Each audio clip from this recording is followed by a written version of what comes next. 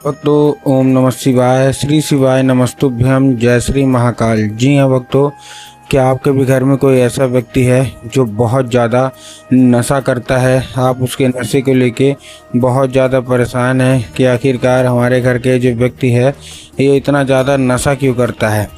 आपको समझ में भी नहीं आ रहा कि आखिर ऐसा क्या हो गया जिसके कारण हमारे घर का जो व्यक्ति है ये बहुत ज़्यादा नशा करता है। तो आपको अब परेशान होने की बिल्कुल भी आवश्यकता नहीं है, क्योंकि आज जो मैं आपको उपाय बताने वाला हूँ, अगर आपने उसको ध्यान से सुन के और अवश्य रूप से कर लिया तो अवश्य रूप से जो कोई भी व्यक्ति है आपके घर में जो कि बहुत ज़्यादा नशा करता है ना, अवश्य रूप से उसका जो नशा है वो समाप्त तो होगा ही होगा।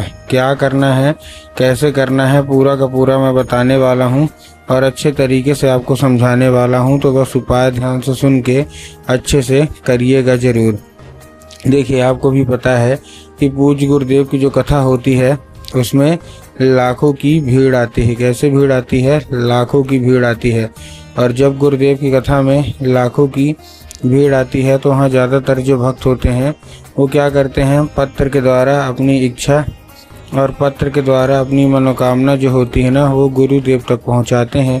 तो अभी गुरुदेव की कथा चल रही थी, आज से 4 से 5 महीना पहले की बात है। गुरुदेव की कथा चल रही थी और गुरुदेव की कथा में लाखों की भीड़ आई। अब जब गुरुदेव की कथा में लाखों की भीड़ आई तो वहाँ ज़्यादातर जो भक्त थे उन्होंने क्या किया, पत्र के द्वारा अपनी इच्छा और पत्र के द्वारा अपनी मनोकामना जो थी वो गुरुदेव तक पहुंचाई। अब जैसे ही गुरुदेव के पास पत्र पहुंचा और गुरुदेव ने पत्र पढ़ा तो वहाँ गुरुदेव ने देखा कि ज़्यादातर जो भक्त हैं उनकी क्या है, केवल एक ही इच्छा और एक ही मनोकामना है, क्या कि गुरुदेव, हमारे घर का एक व्यक्ति है जो कि बहुत ज़्यादा नशा करता है, उसके नशे से हम लोग बहुत ज़्यादा परेशान है कि आखिरकार ये जो व्यक्ति है ना वो इतना ज़्यादा नशा क्यों करता है।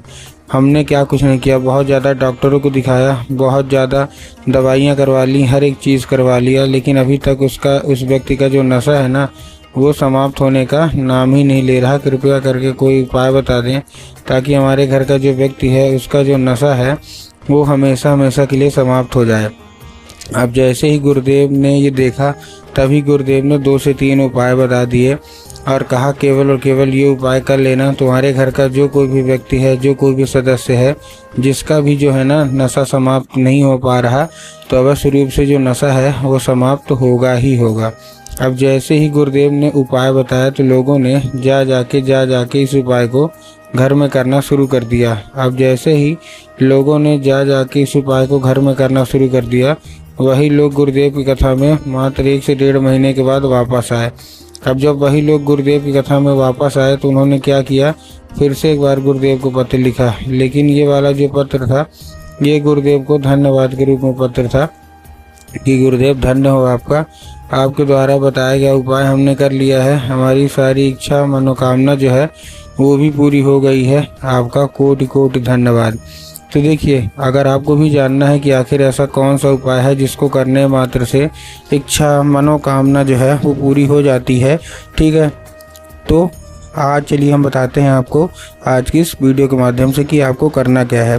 तो देखिए, जो हमारा सबसे पहला उपाय है, इस उपाय में आपको करना क्या है, जो हमारा सबसे पहला उपाय है, इस उपाय में सबसे सिंपल सा केवल और केवल आपको एक काम करना है, आपको लेना है केवल 3 काली मिर्च और 3 काली मिर्च के साथ साथ आपको चाहिए क्या, 1 धतूरा, ठीक। तो 3 काली मिर्च ले लिया, साथ में ले लिया 1 धतूरा, ठीक, धतूरा ले लिया। धतूरा लेने के बाद आपको करना क्या है, धतूरा लेने के बाद जैसे आपने धतूरा लिया, धतूरा लेने के साथ साथ आपको क्या करना है, आपके घर का जो कि व्यक्ति उसको बोलिएगा कि दक्षिण दिशा में चला जाए और उत्तर की ओर अपना चेहरा कर ले। अब देखिए, दक्षिण और उत्तर में ना बहुत सारे लोग कंफ्यूज होते हैं कि दक्षिण क्या है, उत्तर क्या है, हमको थोड़ा साफ साफ बताओ।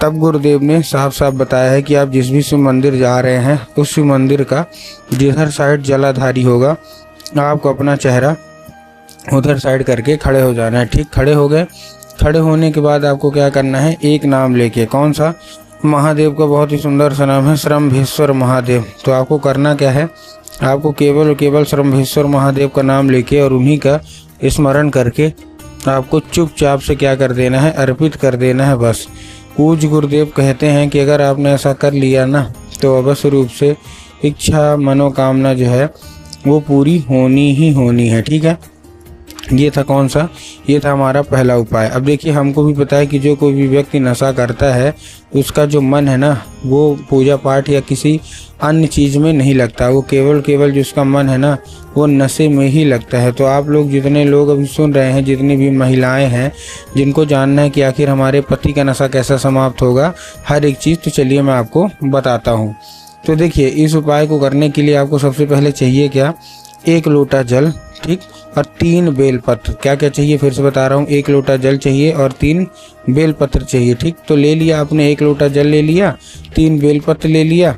अब देखिए आपको करना क्या है। जैसे आपने लिया, लेने के बाद आपको चुपचाप एक काम करना है। क्या, जैसे आपने लिया, लेने के बाद आपको बेलपत्र में ध्यान रखना है कि जो बेलपत्र है वो कहीं से भी कटा फटा या खंडित नहीं होना चाहिए। ठीक, तो आपको करना क्या है, देखिए सिंपल सा, जैसे ही आप लेंगे, लेने के बाद आपको पहुंच जाना है सीधा शिव मंदिर और बाबा भोलेनाथ के ऊपर अर्पित करना है। जब आप बाबा भोलेनाथ के ऊपर अर्पित करेंगे तो क्या करना है, उसको औषधि के रूप में मांगेंगे। ठीक ना, जब 1 लोटा जल जब अर्पित करेंगे ना तो चंद्रमौली महादेव का नाम बोलना है और उसको औषधि के रूप में मांगना है। तो क्या हो जाएगा, ये औषधि का रूप ले लेगा। अब आपको करना क्या है, जब वो जलाधारी से नीचे गिरेगा जल तो उसको भर लीजिएगा किसी दूसरे पात्र में। क्योंकि वो जब साधारण जल नहीं है, अब वो औषधि बन चुका है, और उसको लेके आ जाइए घर आने के बाद उसी व्यक्ति को पिलाना है। अब देखिए साधारण रूप से अगर वो व्यक्ति पी लेता है तब तो अच्छी बात है, लेकिन बहुत सारे लोग नखरे करते हैं, नहीं पीते हैं।